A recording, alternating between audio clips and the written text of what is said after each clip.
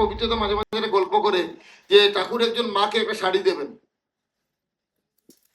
যে সময় শাড়ি দেওয়ার কথা সেই সময়ই একজন মানে আরেকজনকে বলে তুই এখানে দাঁড়িয়ে থাকবি। যখন শাড়িটা দিলেন ঠাকুর তখন সে একটা মুস্কি হাসি দিল।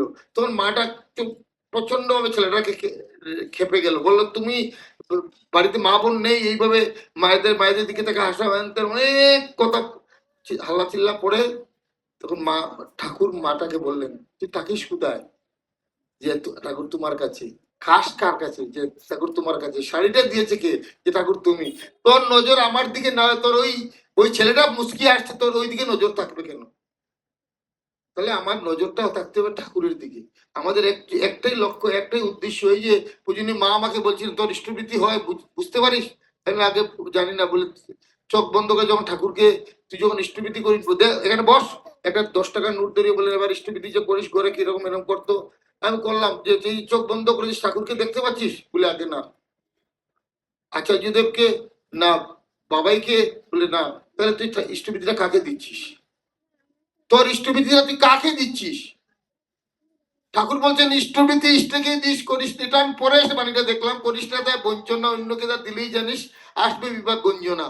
তো এই যে আমি ইষ্টবৃত্তিটা, আমি যে ইষ্টবৃত্তি এতদিন থেকে করলাম, তিনি বলেন একদিনও ইষ্টবৃত্তি তোর হয়নি। চোখ বন্ধ করে যদি যাকে ইষ্টবৃত্তি আমি নিবেদন করছি তিনি যদি আমার চোখের সামনে না আসতে এলেন, আমার যদি সেটাই সাধনা থাকে, ঠাকুর আমি রাত্রে ঘুমানোর সময় থেকে যদি একটাই ভাবনা নিয়ে ঘুমাই যে কালকে সকালে ইষ্টবৃত্তির সময় আচার্যদেব বা অবিন্দা বা ঠাকুর কেউ কি আমার সামনে আসতে আমি আনতে পারবো?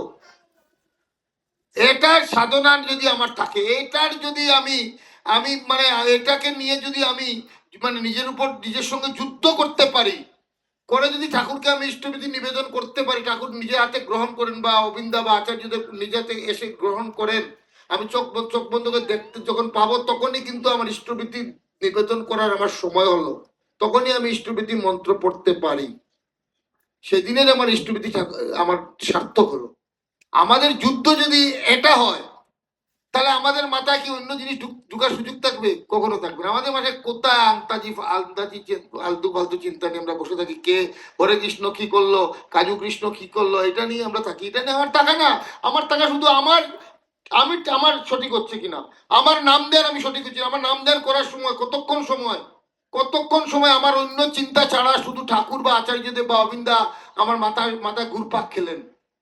কতক্ষণ ঘুরপাক খেলেন আমার নাম ধ্যান করে। আমি শুধু বিবিএ নাম করলে তো হবে না, সেটা ইনিশিয়াল স্টেজে অনেকেই যেরকম খুশি করুক, কিন্তু আমরা অনেক দিন থেকে যখন ঠাকুরের পাত খাচ্ছি, ঠাকুরের দয়াকে নিজের জীবনে ব্যবহার করছি, আমাদের তো এখন সময় হয়ে গেছে যে আমার নামদানটা ঠিক মতো হচ্ছে কিনা। আমার নামদানে আমার প্রিয় পরম আমার দয়াল ঠাকুর আমার কাছে এলেন কিনা, আমি তাকে চোখ বন্ধ করে দেখতে পাচ্ছি না। সিসি বর্দার একটা ইষ্ট প্রসঙ্গে আমি দেখেছিলাম, আমি বইটি পড়া হয় না কিন্তু কখনো কখনো কোনো একটা জায়গায় আত্মার একটা চোখ পড়ে, একটা জায়গায় দেখছিলাম শ্রী বর্দা বলছেন যে চোখ বন্ধ করে সবাই ঠাকুরকে দেখতে পায়, চোখ খুলে কজন দেখতে পায় দেখি। দূরের দিকে তাকাচ্ছি সেই মহাশূন্যের দিকে, কিন্তু চোখের মধ্যে আমি ঠাকুরকে দেখতে পাচ্ছি।